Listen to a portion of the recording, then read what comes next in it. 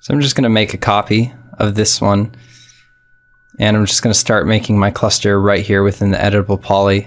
But first I'd like some scale reference, so I'm just going to draw a box, and 162 units high is roughly a person in CryEngine. So I'm just going to use that as a reference. Just grab the element and start moving it around. And I'm going to give myself a ground plane really fast as well. Just make 1 by 1 segment. Make it a square, put it in the middle. I'm going to give it a gray material. Now I can pretend this plane is my ground, and I can just clip these rocks right through.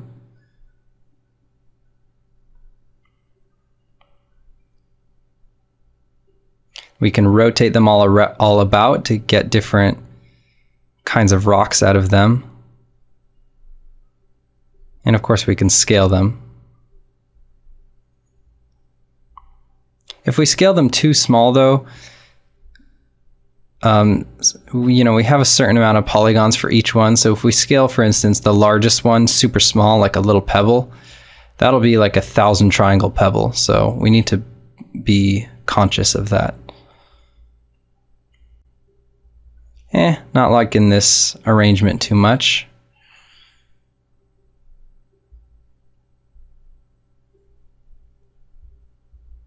I find they look more believable if some of the rocks are as if they were once one rock and then they kind of broke apart.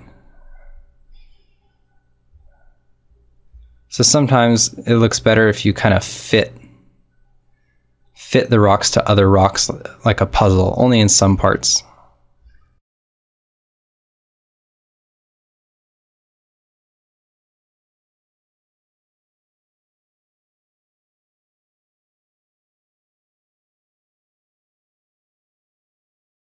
Okay, I'm going to go with that arrangement now. And I can just simply go to the profile and just marquee drag around everything below the ground plane and just delete it. Now we save a ton of polys, and you'll never see that part of the rock anyway. And we still have our backups, so when we make our new rock arrangement, we'll just pull straight from our backups and then make our arrangement and then do the same thing again.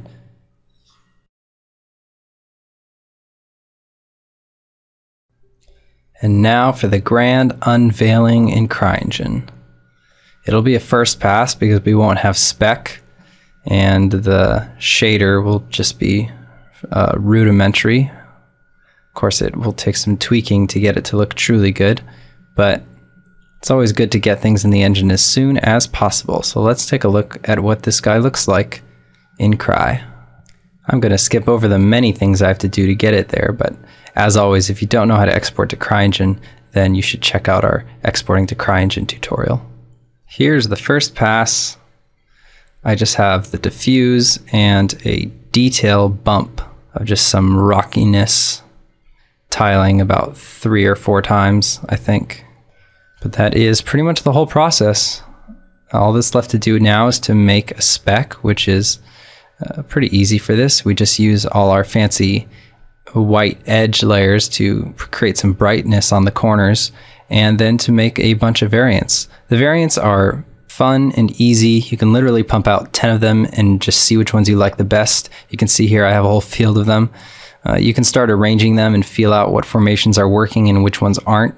With CryEngine, you can just keep them all in the same max file and export them all off with one click. It's really easy since they all use the same material. My only regret with these rocks is that they don't hold up well when you're really close, like right on top of them. I think with a little more love and a little more planning, I probably could have remedied that. Now, there are tons of different ways to make rocks. This is just one way. It's a way that I developed specifically with CryEngine's single UV channel limitation in mind, but I encourage everyone to experiment with different ways yourselves. You can take elements of this particular workflow and combine it with others to suit your needs or your style, and it's just part of the fun of 3D, to just try different things. And it's our job as 3D artists to constantly be trying new things and developing new workflows to push the envelope. Thank you so much everyone for watching, and I will catch you next time.